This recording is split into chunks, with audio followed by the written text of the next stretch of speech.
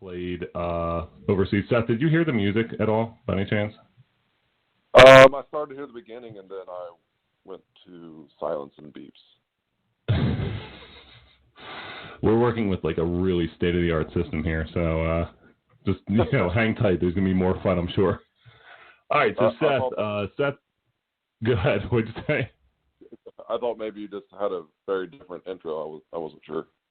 Yeah, I did, but it didn't really pan out that way, as most things. So Seth and I played together for the Roanoke Dazzle, which was a team in the the D League, which is now called the G League. Seth and I kind of went through 2 years together. Was it 2 years together in the D League? Yeah, as far as I remember. two memorable years in the D League, where we both played.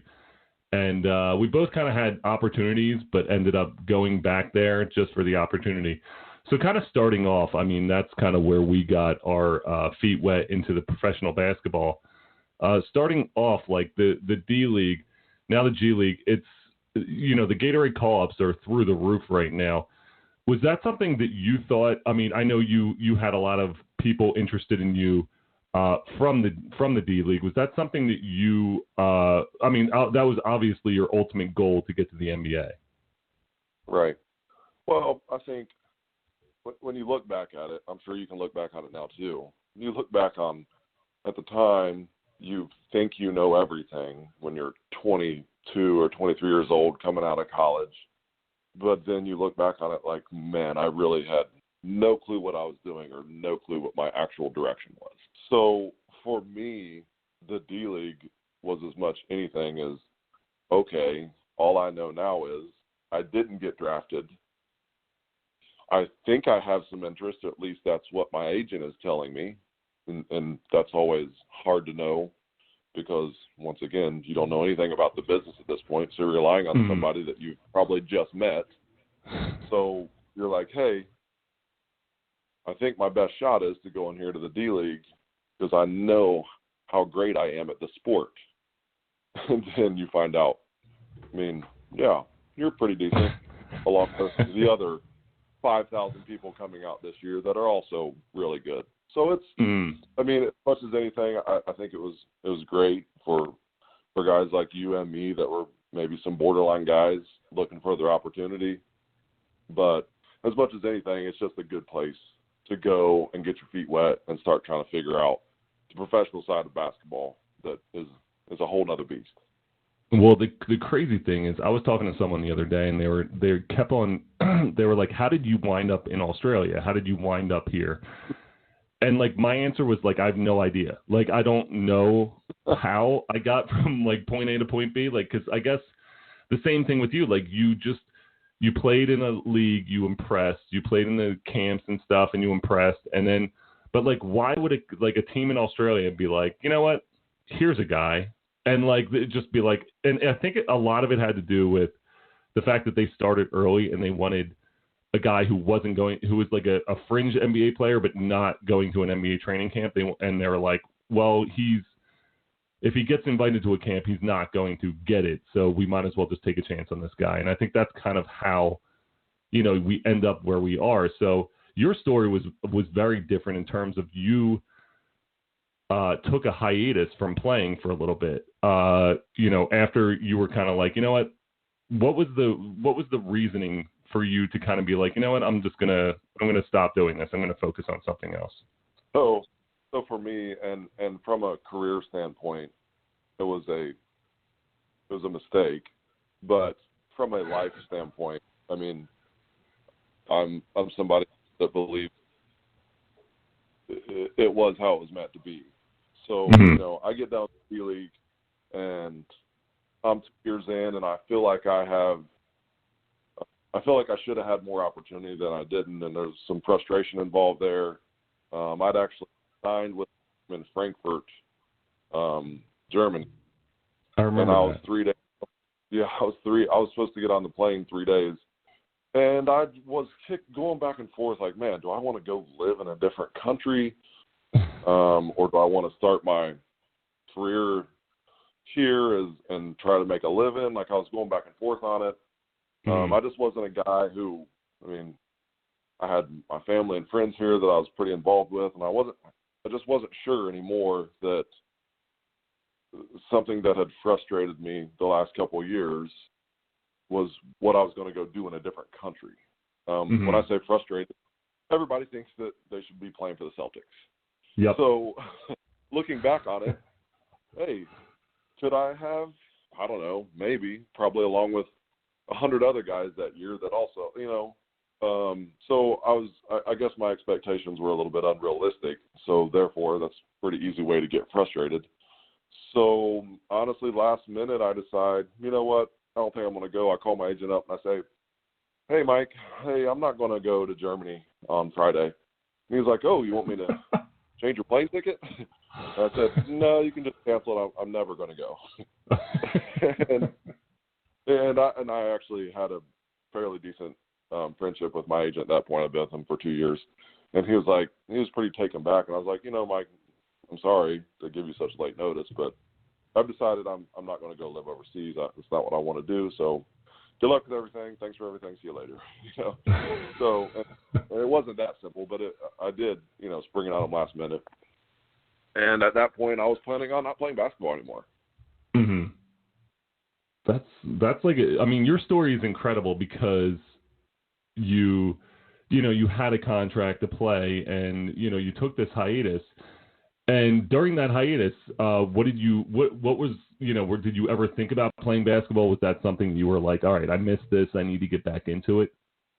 Well, I guess fortunately and unfortunately, I went into the housing industry that soon fell bottom out.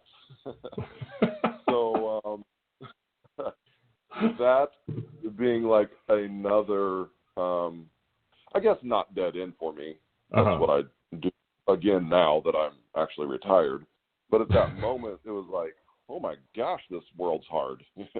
You go into something else, and it was a family business, and it's like, wow, it's tough out here. I think I'll go back to that basketball thing. And it was,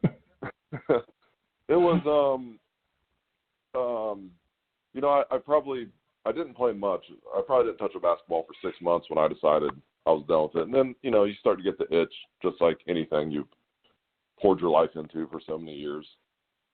And I was playing some, and I was about to get married, actually. And just the way life works, I was asking my wife, like, I could still go play basketball overseas. I do kind of miss playing. And she was like, well, I'd love to go overseas.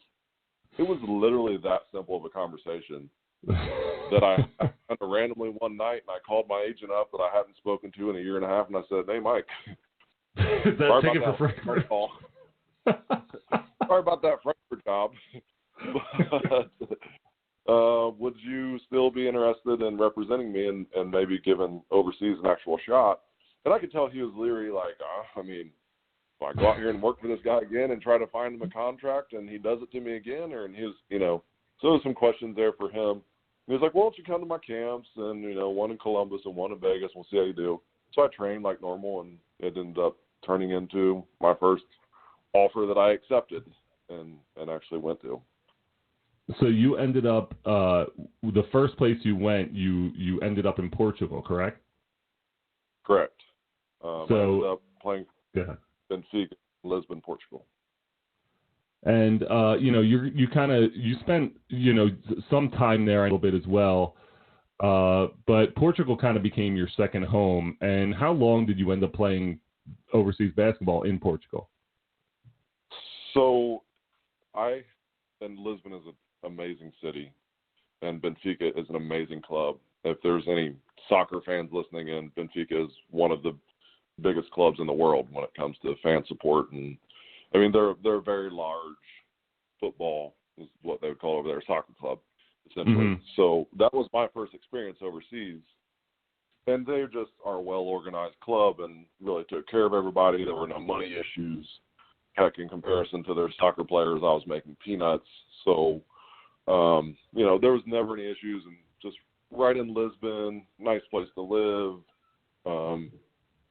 So initially, I had a great experience with them that kind of sets you up for your expectations for everything else. So I did my first year there.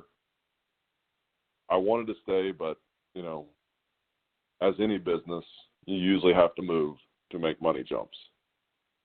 So I did my next year in Frankfurt, Germany. I actually did my next year with that very team that I had canceled on. So it was kind of ironic. I ended up playing for the Frankfurt Skyliners, the team that I had last minute bailed on. I ended up playing for them anyways. So I played a year there. Then I played a year in Turkey. So that was my third year I played in Turkey. That was an experience. And then at that point, my wife got pregnant, and I decided, with her being pregnant and having a family that I wanted to be, which was back to, I stayed in contact with Benfica. I had a good relationship with them all the way through. So I ended up signing a 3-year deal that is very rare for Americans in Europe. Very rare. And that That's gave crazy. me stability and structure and a place I knew that I was at least going to have my family, my wife to have her child there, and then I had a place that I knew I was going to be for 3 years. It keeps injuries out of the way because everything overseas is usually year to year. So it was a good situation for me. Probably if I was chasing dollar signs only, I would have at that time stayed in Turkey. But you know how it is. Most of your listeners probably do too. Once you start having family involved, dollar signs do start to take somewhat of a backseat. So we signed a 3-year there. I actually ended up playing another 4 years there before I retired basketball. So I did a total of 5 years in Portugal. Jesus. That was my long answer to your question. So we're going to get back to Portugal, but the when you went to Frankfurt, was there any? I mean, I'm sure it was the same ownership, everything. I know things change over time, but was there any weirdness? Was there any conversations that happened about how you were like, oh, remember that like a year ago when I said I was going to come, or 2 years ago? Like, was there any conversation at all, or was just like everyone just pretended like it never happened? I don't think so, and here's why I think that is for them, because at that time, and I'm pretty sure still now, there is no American rule there. Most of your teams in Europe have an American rule. It used to be basically 2 Americans per team across the board. Then it's gone to 3, and then eventually there's going to be no rule on that period. I would say, but Frankfurt and Germany itself was one of the first countries that said you can have as many Americans as you want. Now you still had to have 5 German guys on the team, but you have as many Americans as you wanted. So with that, they had so many Americans coming and going that, I mean, I don't even know if we ever spoke about it, because I was just one other guy who came and went or didn't go, or, you know, they were bringing guys in. If they didn't play well, they'd cut them, they'd bring another guy in. So they were just moving players in and out so much that one guy who didn't get on his plane almost didn't even register to them. Wow. And Frankfurt, the Skyliners at the time, they're not called the Skyliners anymore. We went to Frankfurt Skyliners, and halfway through the year went to Deutsche Bank Skyliners. Deutsche Bank become our new sponsor. Little cha-ching there. They had, they definitely had that. And with that large amount of Americans, they had such a difference in pay levels between the Americans. I mean, they had guys, I don't know how much on here you talk about pay, but they had some guys making some large amounts of money. Then they had some other Americans making very small amount of money. So, I mean, they were running the business. They were trying to get the best players they could for the minimum they'd get them for. So as long as I came there and performed for what they paid me for, they really didn't care whether or not I had ever done any wrong to them at any point. It was like, oh, cool, you're here now. Glad to see you, man. So, and not every club would have functioned that way and felt that way, but that was just their structure. They were a business, and they were like, hey, if you're willing to come here for this now, we're good. Okay, let's move on. So that was just how they functioned. No, that's crazy because Germany, like you said, the rule is in place, but the discrepancy, was there ever any bad blood? I know I played in a few situations where the discrepancy in pay was high, and you had guys that were kind of like pissed off. And, like you said before in the beginning of this conversation, everyone wants to have, everyone thinks they're an NBA player. Everyone thinks that they're on the cusp of the NBA. So if you're playing overseas, you still think you're a game away from a scout seeing you and you being shipped back into a 10-day. So was there any bad blood and jealousy amongst, the locker room between the American guys? So I never experienced that on any team. And I think that, and I've heard of other stories of that. And I think that was due, I think it depends so much on your captains of each team, on the leadership of the team. Because if you're in a situation where it's like, hey, we're in this for the money, when's my next page? I was never on a team that way. I immediately when I got there, we had a German captain, Pascal Roller, and we had Derek Allen. Derek Allen was our American captain. And both of those guys were so professional. And, we had a coach that was pretty rough on us that year. When I say rough, I just mean 6 weeks of preseason was, absolute hell on our bodies.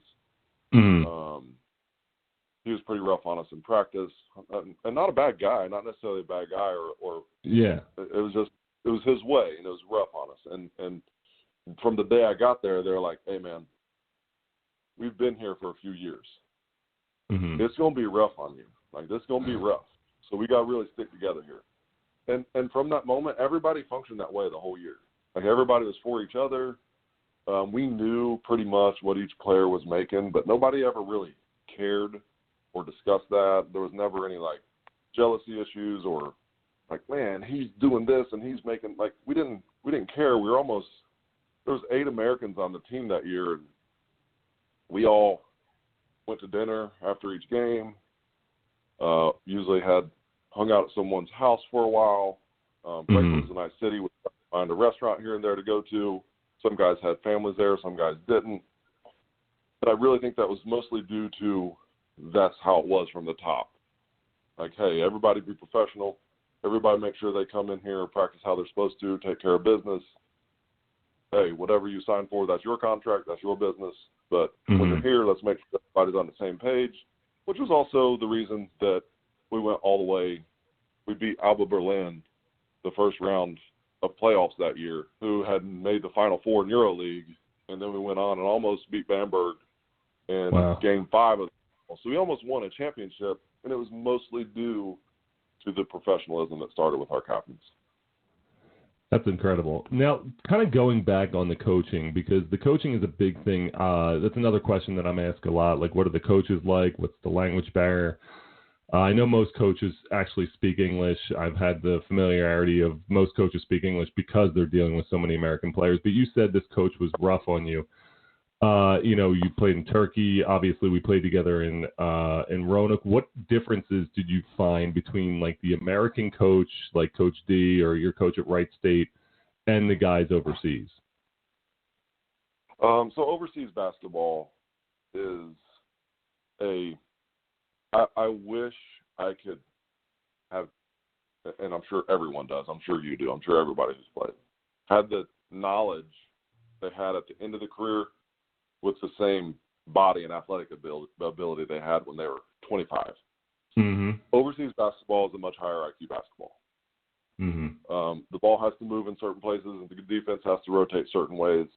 And these coaches expect you to know that. Second year, by the end of my second year, I had a pretty good grasp on it. But it took me a full 2 years of being around good coaches and good players to really get a solid feel for that and to find where I could excel in it and find my strengths. As far as practicing goes, and I don't know, I never played in Asia or Australia, so I can't speak. I was always a European player. And every country really has their own culture. Yeah. Not only, yes, within their culture, but I'm talking about a basketball culture. Like, Mm-hmm. here's what's expected. Here's how the season's going to go. Here's how the practice is going to go. It's almost like each country has their own expectations and own basketball culture.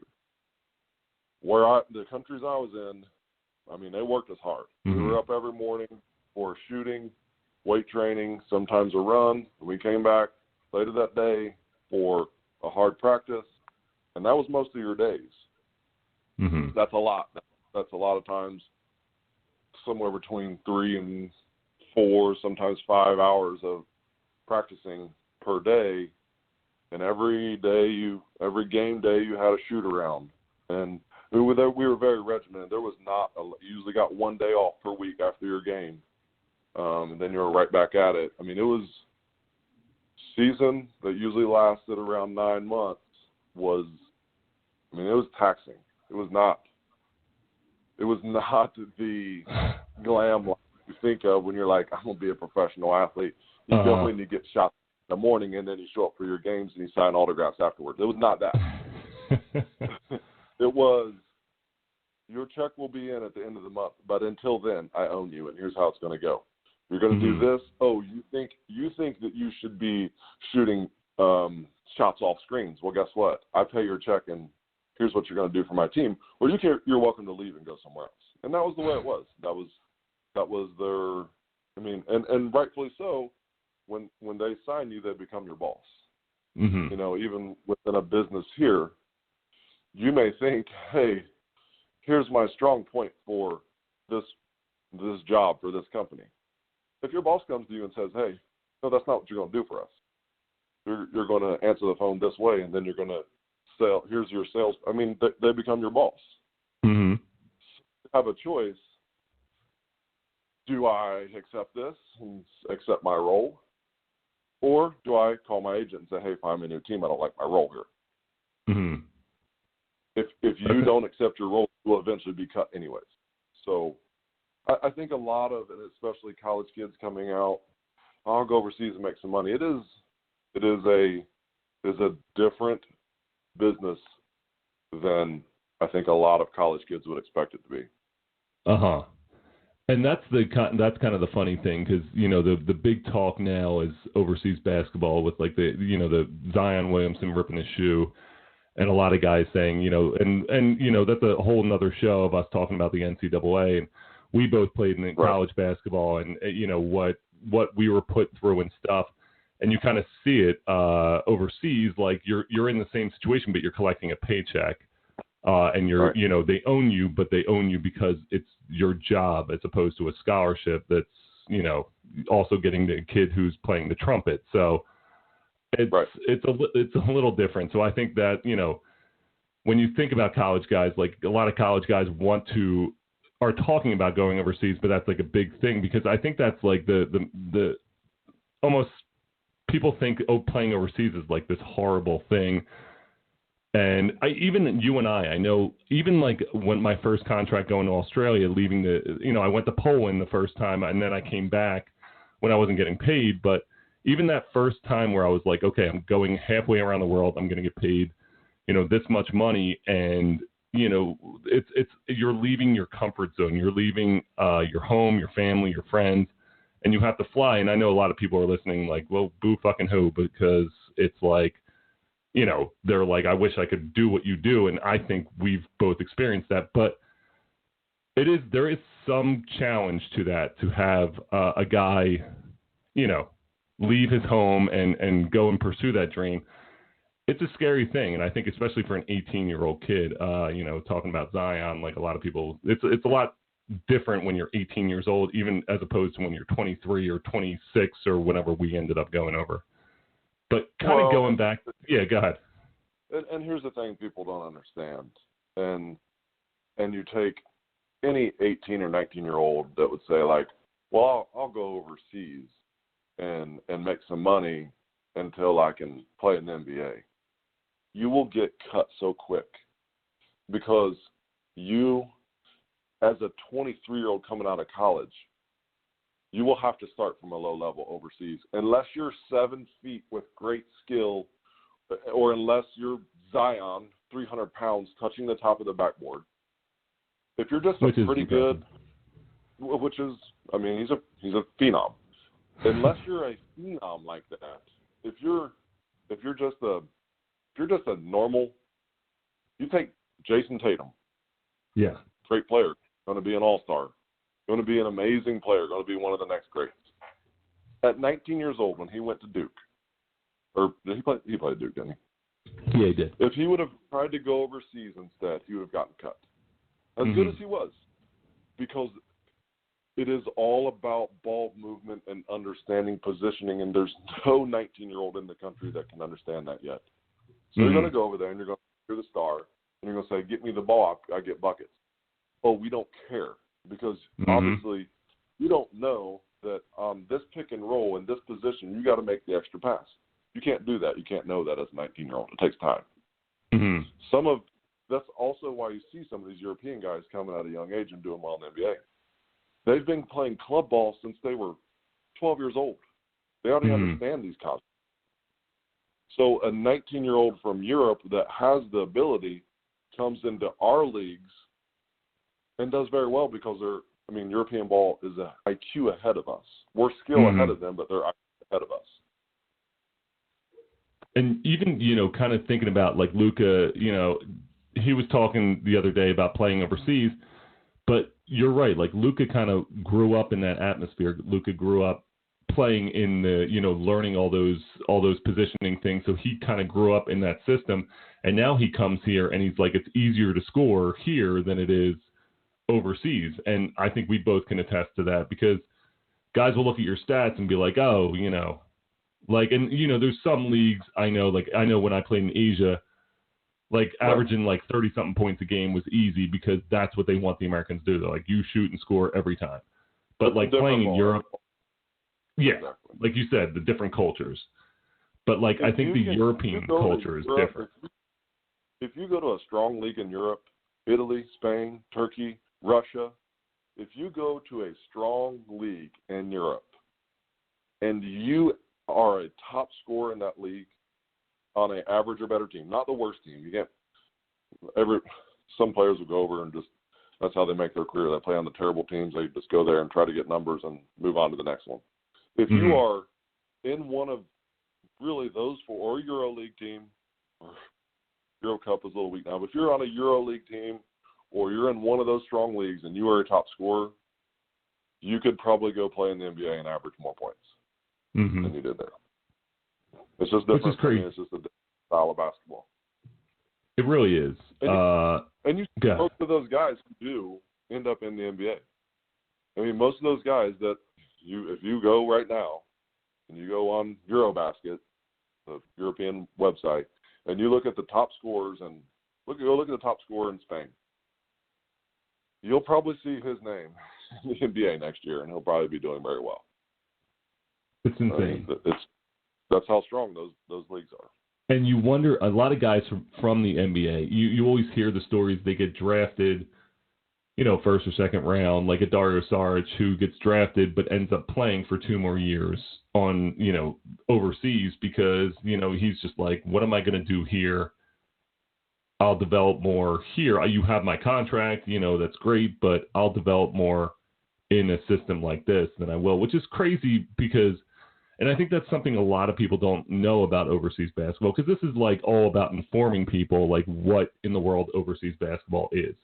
Because I think there's people don't really understand the misinformation about what exactly overseas basketball is. And, this is what the insight is. And that's why, I wanted to show kind of talking a little bit more about like some of the nuances of it, because, it's a lost art and people don't really know unless they're even people like, I know a guy who was like, oh, I was in a Euro League fantasy league.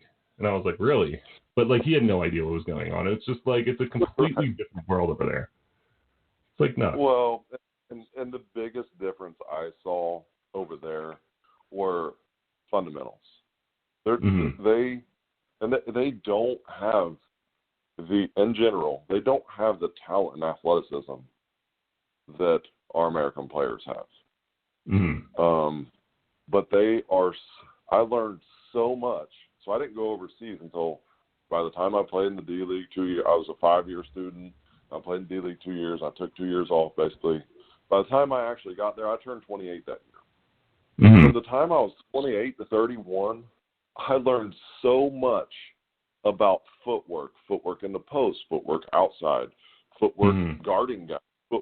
They were so footwork based, and it was almost like a new inspiration for me. Like, oh my gosh, how did you do that? I'd be watching some of, we always had veterans on the team, and usually the veterans at the level I was at had played at much higher levels. They'd played on this EuroLeague team, and I would be guarding them or watching them in practice, and I would see a move they did, and it was almost like, will you stay and work with me? And it wasn't like, they couldn't jump anymore, but they would still, they'd move their bodies and footwork, and when they come off screen, like, how are you so, and they had no problem teaching.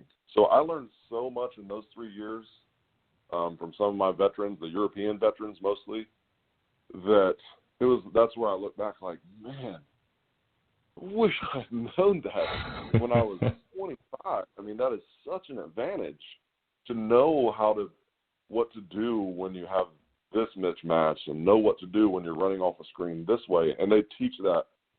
So you watch a college game. Mm-hmm. You guys working this incredible post position. When's the last time?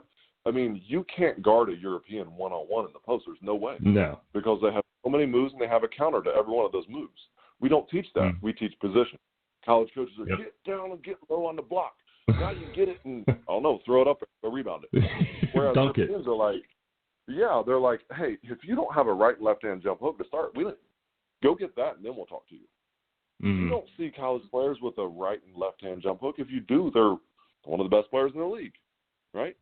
It's true. But why wouldn't we be teaching that to every one of our college players? Hey, let's start with the right and left-hand hook. Okay, now let's start with our open unders. Now let's start with our footwork. Now let's start with our using their body to spin off of. You watch European players, and it's entertaining because it's like, man, that guy's so athletic, and he's unstoppable. Which is good for guys like me and you. And we could use a few more advantages in that area. But not really. Probably more me than you. But it's just such a different culture there with that stuff. Yeah. And I think the one thing you hit on, which is something that I noticed too. And I think the most successful American players are like this, but there's good vets, but there's also guys who, I played and even at the end of my career, I'm like 30 something years old, and there's guys that are younger, but they've been playing on that team for a long time. We're always guests. Like, we're coming to a new team. I know you with Benfica, you played, you had that contract, but like you said, everyone's jumping from ship to ship, and it's constantly moving to a different team. And I think the crazy thing is, like, you'll get there, and there will be a guy who might be 5 years younger than you, but he's been in that system since he was on the youth team, 10 years ago, and he'll sit there and work with you. And that's a crazy thing, because how many people, and I think you and I are kind of, the reason we were successful is our egos. We had egos, but at the same time, we didn't let them like destroy us. And I was always willing to, if someone was doing something better than I was, I wanted to learn how to do it so I can get better. And that's something that I think that happens a lot more overseas. You won't see that in the NBA or the D League. Like, guys aren't going to listen to guys who are younger than them. And, even like even if like the young guys aren't really listening that well, look at all the stuff with Kyrie and, he's calling LeBron like these kids don't listen. It's just, there's such an ego in the NBA as opposed to overseas. Did you notice that as well? Well, and I think a lot of it just depends on the person. It depends on what I found out the most about myself when I signed my 3-year deal, because me, like everyone else, and it was retirement money, but it was a very nice 3-year deal I had signed.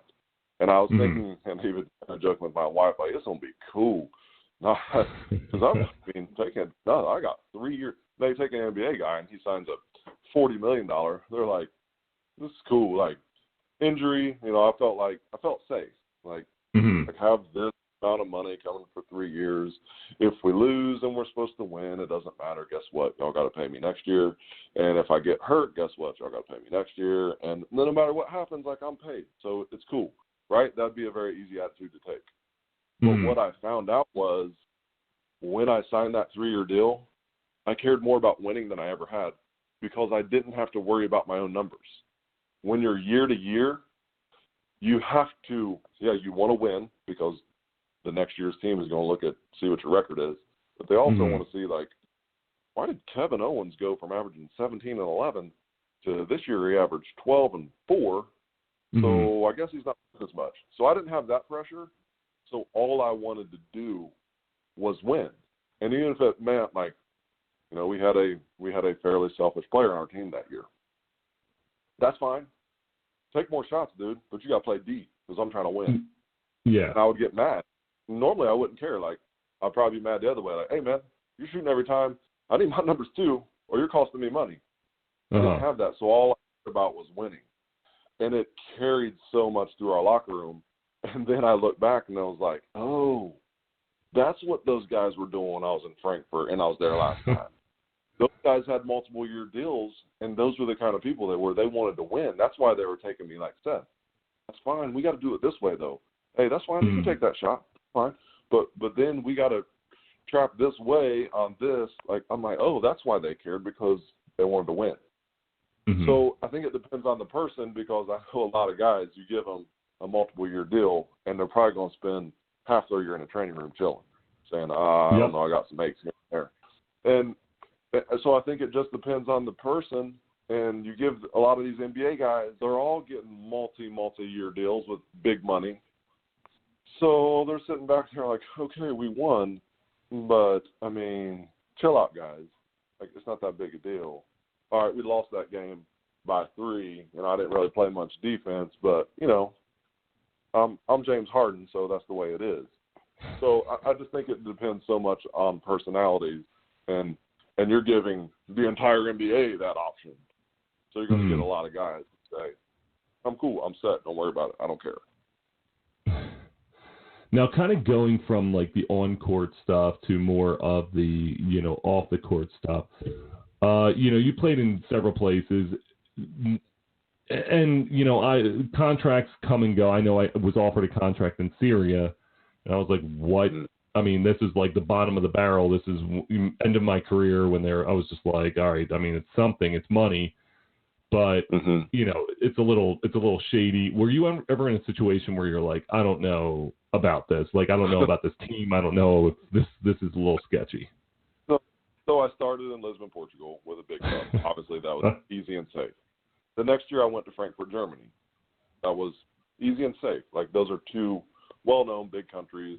Everybody who's traveled to Europe has been there. So you feel at the end of my German year, my agent, we were in the playoffs at the time, he called me and said, hey, this team in Ukraine is really interested in you. And I was like, really, Ukraine? Geez, that sounds rough. And he was like, well, what do you want me to do? You want me to tell him no? I go, I mean, throw him a number out. Whoa, don't just say no. Yeah, what kind of agent are you? But I was, you know, it was just me and my wife, and I was in money check. I wanted to further my career as much as I could, as fast as I could, because I had a late start, and that's just that's the kind of person I was, and if I'm going to do something, I want to see how far I can maximize it. So he calls me back and says, hey, I threw him out this number, which was a number more than I was worth at that moment. And he goes, they accepted. And it was a number that I definitely was willing to try out Ukraine for. And I remember I got off the phone, I was like, hey, so my wife was there with me. She was always overseas with me. And I was like, hey, so we're going to be in Ukraine next year. And she was like, what? What do you mean? And I was like, yes, the Ukraine. That's not like code name for anything else. Going to live in Ukraine. They're sending over the contract. Well, it ended up falling through 2 weeks later. I actually signed the contract, and the owner of the team came back and said, hey, the coach made that decision. We have decided we're not going to pay one player that much. So my agent basically came to me and said, hey, what do you want to do? Because I have a contract here. We can take this to FIBA and you will get your money, but sometimes that takes the entire year and you can't play somewhere else while we're going through this litigation. And I said, well, obviously, I mean, I can't sit out the year. Who knows what happens to your value in that time? I said, no big deal. And that's when he started talking with the team in Turkey that I actually ended up going to. And I made substantially less than I was going to make in Ukraine and Turkey, but it was still my biggest contract I ever made. So you never actually stepped foot on Ukrainian soil? I never did, but I never stepped into Ukraine. But the thing was, I was like, told my wife, hey, cool, we're not going to Ukraine, you're safe, we're going to Turkey. And she was like, what the fuck are you talking about? In what way is that better? So, I mean, what do we know about Turkey? You know, it actually ended up being a completely fine place to be in. But we didn't know. We were in a small town in Turkey on the Greece border. That was right on the border of Greece and Bulgaria, about 2 hours west of Istanbul.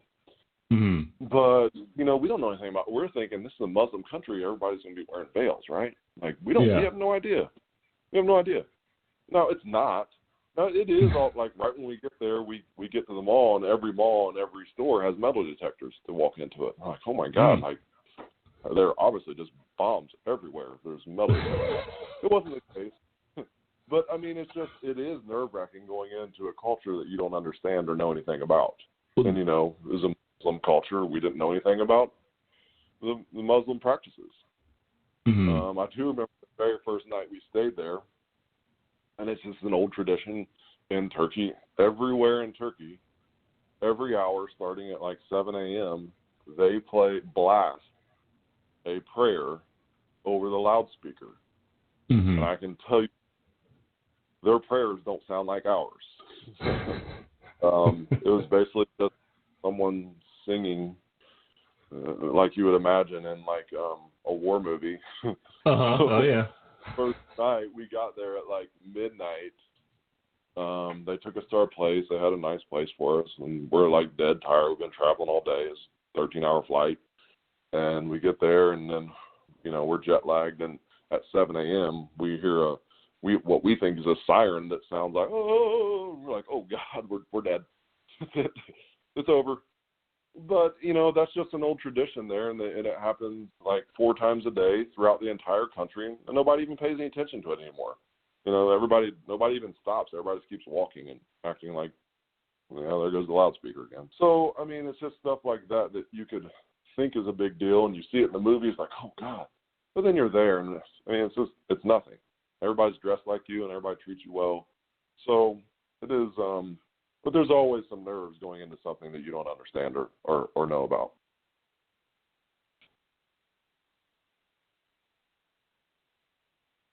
No, I totally. That's like, I don't know. I think the biggest thing is trying to understand that, like, cultures, like you said, you're walking into a culture that's not your own. How are you going to assimilate yourself? And that's a scary thing, especially, I think, you know, as Americans. The Muslim countries were, you know, the Turkeys, and, you know, I was in Kosovo, and that was a very Muslim country, and there was like this kind of thought in your mind that everyone's out to get you because you're an American, and no matter what you've done, you're an American. And, you know, we deal with the stereotypes, and you kind of see those stereotypes when we deal with like Muslim people in this country. And you kind of feel like that as an American in a Muslim country. You hear that like prayer, and it's like you're jumping down. You're like, what? No, this is ridiculous. Like something bad is going to happen to us. And I think, and you can probably attest to this, you see things and you hear everybody's stereotypes of stuff. You know, you talk to there's plenty of ignorant people everywhere in all walks of life. But you all have a lot of people, oh, you're over there in that Muslim country? No, it's not what you think, man. There are extremists there. They're the ones wearing the veils. And I had guys on my team, I mean, they hate them in that country. They hate them. They hate the extremists as much as we do. Yeah, they are the ones that have a weird set of beliefs and could potentially do harm to people. They hate them. because they're like, that's not us. That is their version of the same religion we are, but it is their version, and they give us a very bad rap. I had teammates. There was one. She was an elderly woman, and she was dressed in the extremist gear. He stopped and cussed her out. I was like, man, that seemed harsh. Like, you good, man? Like, that was an old woman, right? She was like 70. No, I can't stand. Like, okay, I mean, I'm just saying, she seemed like she was 70. But that's how much I'm just saying that under all of that was a 70-year-old woman. Right. But that's how much they hate them because of the name they get from it and the reputation they get from it. And they know that people don't, we've had Christian groups do terrible things using the name Christianity in our country. Now, imagine if people in other countries and other parts of the world were looking at that like, man, Christians are really messed up. We'd be like, no, man, that's their group. And that would be frustrating. So they have that same frustration. So I'm by no means a Muslim, but I have a lot of friends I've developed over the years who are, especially playing in Turkey. I still have guys I talk to from Turkey, and I hate they have that rap because they're good people just like us. Whether or not I agree with their religious beliefs or whatever, they're not dangerous people, and they have a right to have a different set of beliefs than us. So I think it gives you a much different view on when you see things on the news or this, you're like, is that really? Or because I know some people in that area. And that was just my experience. I haven't been to, I haven't been to Kosovo. I don't know what that was like. You would have to tell your stories on that, but that's my experience on it. It's not what you think it's going to be. No, I totally agree. I mean, the scariest places, I think Kosovo was a little frightening in terms of, how the people, it was a war zone for so long. And, in the 90s, Clinton came over and kind of saved them. So they do love Americans because Americans kind of saved them in the Serbian wars. But it still was scary. You could see remnants of bombs everywhere. When we drove from town to town, shacks still were half blown apart. And there's just some of these countries that don't have money.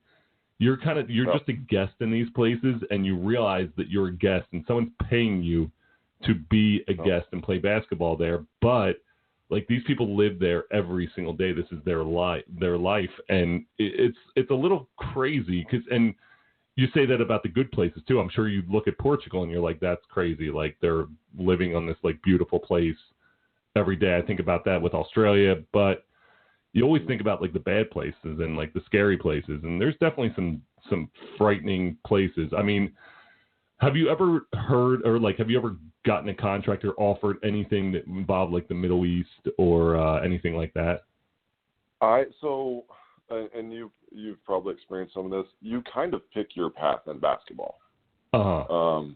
You can go try to do the Asian thing, which guys make crazy amounts of money in China, but it's a completely different structure. It is not IQ basketball. It's one-on-one, but the Americans can make some insane numbers. Or you do but once you're in the European basketball, some European guys will go and try to chase one of those checks towards the end of their career, which is probably what I'm assuming you did, where you said, because you can't go play in one of those countries and then say, and now want a European contract again next year. No. European leagues look at that like, oh, you went over there and played dummy ball for money. So you kind of pick your path. I don't know why, but my agent, maybe he thought that was the best path for me, but he put me in the European League and tried to build my way up from there.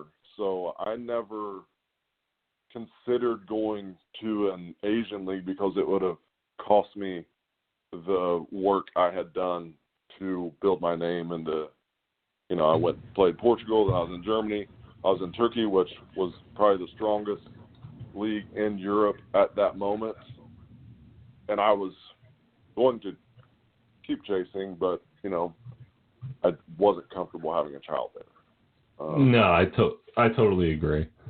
I know it's fine, and if I'd have been one of the big teams in a big city, I'd have been just fine. My wife having our son in Istanbul or one of the, but I was in a small team there, and it would have been great to get a offer from one of the larger teams in the larger cities, but you're talking big money for those players, and I didn't think that was going to be my contract level. So I just wasn't. We were in a small town there, and I wasn't. So in the town I was in Turkey, you could see like a AMG Mercedes driving around, and then you would see plenty of people with a horse and a wagon, and that horse looked like it might die any moment, and they're going around checking garbage cans. I mean, so that's the world I was in, and I was like, all right, we're not going to our local hospital. I remember I needed stitches once, and they drove me 2 hours to Istanbul to the hospital. Jesus. So I wasn't willing to have my wife in a position where we needed to drive 2 hours if she needed any type of quick help, or we had to go to the local hospital. I mean, that's just the way it is when you get in those countries that are moving more towards two classes, the rich and the poor. So I wasn't willing to expose her to that. Well, it's crazy because it's funny how you go through professional basketball, but at the same time, it's that prime time to start a family. So your 20s and your 30s, when a lot of guys play, you see the NBA got a lot of families and stuff like that. That is something that you made a direct choice to better something for your family. And I think that's something if you're chasing the money, and I think there are guys who are trying to build families and they're chasing the money. And I know towards the end of my career, I was trying to just chase the money because I played in Asia, and I was kind of like, all right, well, now I have to go to the shitty countries in Europe. And I was trying to chase the money, and it was like that prime time to have a family. And it was kind of like you put off having a family to keep chasing the dream, which is crazy. But so you guys went back to Portugal and were able to then get better benefits and stuff like that. Are you talking like health-wise? Yeah. So I still laugh about this because we still pay for our health insurance just individually because we're our own company. And I always, every year I go to that, I'm like, you remember we played in Portugal, right? So you don't have to have health insurance in Portugal. And Ashley was, when we first got there, she was already 4 months pregnant. So we needed to move quickly on this. I remember we went in there and they're like, you don't have to get insurance, but if you do have insurance, you get the top of the line hospitals. Like you will get to use this one here in Cascais, which was, they're a very wealthy area. I'm like, dang, okay, that may be worth it. How much is health insurance? They're like, $500. Man, $500 a month. Oh, they're like, no, $500 for the year. What? So it's euros. It's like, $600 basically for the year, and you get to all the top facilities. So that was a no-brainer. So I always carried health insurance. Cooper was born there. Never cost me a dime outside of that. I remember just to show you the difference in their healthcare system, which it's not always perfect. There are downfalls with that too. Some of their facilities are run down, but still, you still have pretty good doctors there, and everything's taken care of. And especially if you pay your incredible amount of $600 a year, then you get all of their top stuff. So you can be a doctor for $600. Right. So I remember Ashley had to go and get some medication. She was, not to put all of her business out, but she was taking some monthly medication for thyroid or something like that. And she'd always gotten 6 months of it in America before she left. That's even with our copay and whatever here. So she needed adjusted. She had whatever that doctor is you were seeing there. I don't even know. And she said, well, I need to adjust your medication. You're going to have to get this medication. She was like, dang it. I have to get the medicine here. like it's probably less expensive for her. And I was like, Ashley, you just got to get it. So she went to it was just for 1 month, and she goes to the pharmacy and they give it to her, and they're like $190. And she's like, oh, $190. That's actually not that bad. I was thinking it was going to be way more than that. And she handed them her credit card, and they're like, you don't have $1.90? They're like, you don't have 2 coins on you? She was like, oh, it's $1. It was $2. Now, she was like, her copay was like $300 a month here. We were usually getting 6 months of it for $1,800 and thought we were winning. $2 there. So that just shows you. That just shows you what's being done to us over here. That's why you got guys owning yachts that are in the sales of that stuff. It's true. That's insane. $1.90. All right, now let's go in. $1.90, please. It's like a French fries. Like, so, all right, so now let's kind of go in the last few minutes. Your, more of like the fun, like the things that you did off the court, not the scary stuff, but like the cool things. Like, what was your best experience off the court when you had some time to kind of be yourself for a little bit?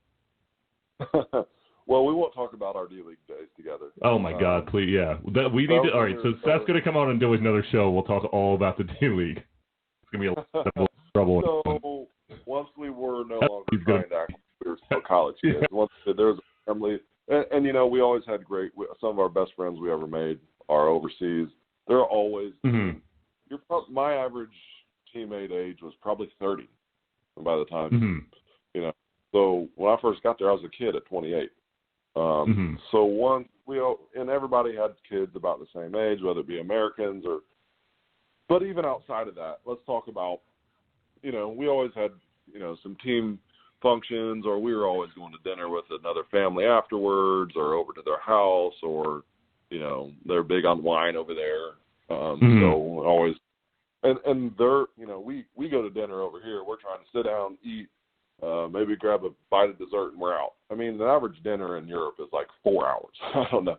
I mean, first you have some bread, and you talk, and you have a wine, then you eat. So that within itself is a different piece of the culture.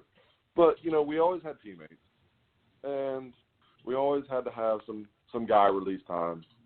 And it was crazy to me how late everything functions, especially in Portugal.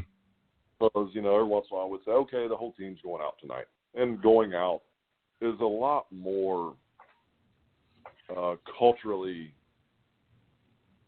The wives would tell her, hey, go out to the disco for a while and hang out with your team. It wasn't like it was a more relaxed environment. Whereas, if I'm at home now and I tell my wife, hey, I'm going to go to the bar till 2, she's like, what, are you out of your mind? But over there, it's just part of their culture to where they're like, yeah, go to the disco as your team for a while, hang out. So the first time that we were going to do that is after the game. I was like, hey, okay, let's we'll go out to eat here with the family, and then what time you guys want to meet up? He's like, well, I'm going to go with my family too, and then I'll take a nap and I'll meet you out. I'm like, what do you mean? You're going nap from like 11? He's like, no, I'm going to nap from 12 to 2. Like 2 a.m.? Let's go, that's when we'll go home, right? No. If you go to a disco over there at 1 a.m., you're going to be the only one standing in there. Everything was from 2 to 5 in the morning.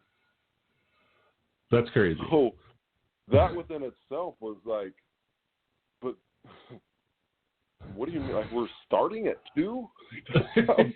So that was just a part. And then if you wanted to, they had after parties where they would still have lines out, and the sun was coming up. I'm like, is everybody doing coke around here? Or like, why isn't anybody tired?